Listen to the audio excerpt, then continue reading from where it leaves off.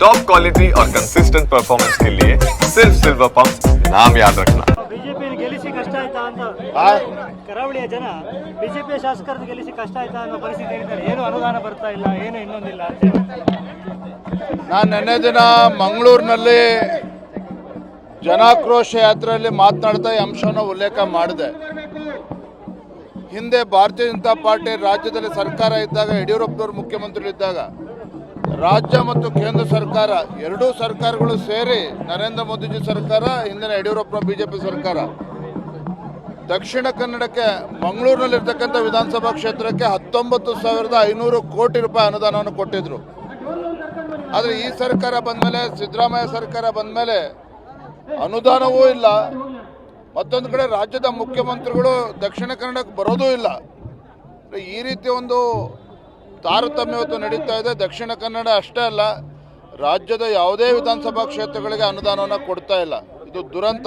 ನಾನು ಬಹುಶಃ ಸಿದ್ದರಾಮಯ್ಯನವರು ಬೆಂಗಳೂರಿನ ಮುಖ್ಯಮಂತ್ರಿಗಳು, ರಾಜ್ಯದ ಮುಖ್ಯಮಂತ್ರಿಗಳು ಅಂತೇಳಿ ಜನ ಪ್ರಶ್ನೆ ಮಾಡ್ತಾ ಇದ್ದಾರೆ.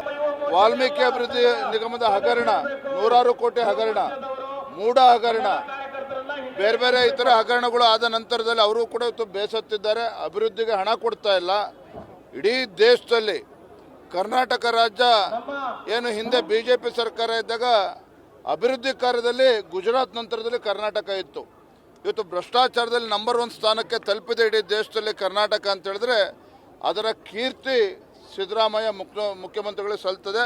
ಆ ಸತ್ಯವನ್ನ ಬಸವರಾಜ ರೆಡ್ಡಿ ಅವರು ಹೇಳಿದ್ದಾರೆ. ಬಿಜೆಪಿ ಗೆಲ್ಲಿಸಿ ಕಷ್ಟ ಆಯ್ತಾ ಅಂತ ಕರಾವಳಿಯ ಜನ ಬಿಜೆಪಿ ಶಾಸಕರನ್ನು ಗೆಲ್ಲಿಸಿ ಕಷ್ಟ ಆಯ್ತಾ ಅನ್ನೋ ಪರಿಸ್ಥಿತಿ ಹೇಳಿದ್ದಾರೆ. ಏನು ಅನುದಾನ ಬರ್ತಾ ಇಲ್ಲ, ಏನು ಇನ್ನೊಂದಿಲ್ಲ ಅಂತ. ನಾನು ನಿನ್ನೆ ದಿನ ಮಂಗಳೂರಿನಲ್ಲಿ ಜನಾಕ್ರೋಶ ಯಾತ್ರೆಯಲ್ಲಿ ಮಾತನಾಡ್ತಾ ಈ ಅಂಶವನ್ನು ಉಲ್ಲೇಖ ಮಾಡಿದೆ.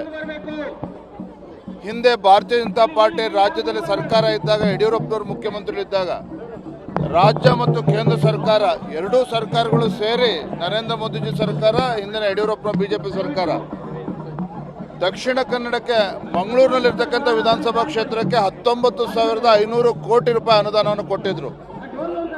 ಆದರೆ ಈ ಸರ್ಕಾರ ಬಂದಮೇಲೆ, ಸಿದ್ದರಾಮಯ್ಯ ಸರ್ಕಾರ ಬಂದಮೇಲೆ ಅನುದಾನವೂ ಇಲ್ಲ. ಮತ್ತೊಂದು ಕಡೆ ರಾಜ್ಯದ ಮುಖ್ಯಮಂತ್ರಿಗಳು ದಕ್ಷಿಣ ಕನ್ನಡಕ್ಕೆ ಬರೋದೂ ಇಲ್ಲ. ಈ ರೀತಿ ಒಂದು ತಾರತಮ್ಯ ಇವತ್ತು ನಡೀತಾ ಇದೆ. ದಕ್ಷಿಣ ಕನ್ನಡ ಅಷ್ಟೇ ಅಲ್ಲ, ರಾಜ್ಯದ ಯಾವುದೇ ವಿಧಾನಸಭಾ ಕ್ಷೇತ್ರಗಳಿಗೆ ಅನುದಾನವನ್ನು ಕೊಡ್ತಾ ಇಲ್ಲ. ಇದು ದುರಂತ. ನಾನು ಬಹುಶಃ ಸಿದ್ದರಾಮಯ್ಯನವರು ಬೆಂಗಳೂರಿನ ಮುಖ್ಯಮಂತ್ರಿಗಳು, ರಾಜ್ಯದ ಮುಖ್ಯಮಂತ್ರಿಗಳು ಅಂತೇಳಿ ಜನ ಪ್ರಶ್ನೆ ಮಾಡ್ತಾ ಇದ್ದಾರೆ.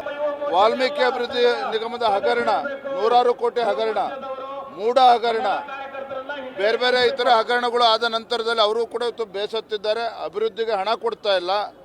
ಇಡೀ ದೇಶದಲ್ಲಿ ಕರ್ನಾಟಕ ರಾಜ್ಯ ಏನು ಹಿಂದೆ ಬಿಜೆಪಿ ಸರ್ಕಾರ ಇದ್ದಾಗ ಅಭಿವೃದ್ಧಿ ಕಾರ್ಯದಲ್ಲಿ ಗುಜರಾತ್ ನಂತರದಲ್ಲಿ ಕರ್ನಾಟಕ ಇತ್ತು. ಇವತ್ತು ಭ್ರಷ್ಟಾಚಾರದಲ್ಲಿ ನಂಬರ್ 1 ಸ್ಥಾನಕ್ಕೆ ತಲುಪಿದೆ ಇಡೀ ದೇಶದಲ್ಲಿ ಕರ್ನಾಟಕ ಅಂತ ಹೇಳಿದ್ರೆ ಅದರ ಕೀರ್ತಿ ಸಿದ್ದರಾಮಯ್ಯ ಮುಖ್ಯಮಂತ್ರಿಗಳಿಗೆ ಸಲ್ತದೆ. ಆ ಸತ್ಯವನ್ನ ಬಸವರಾಜ ರೆಡ್ಡಿ ಅವರು ಹೇಳಿದ್ದಾರೆ.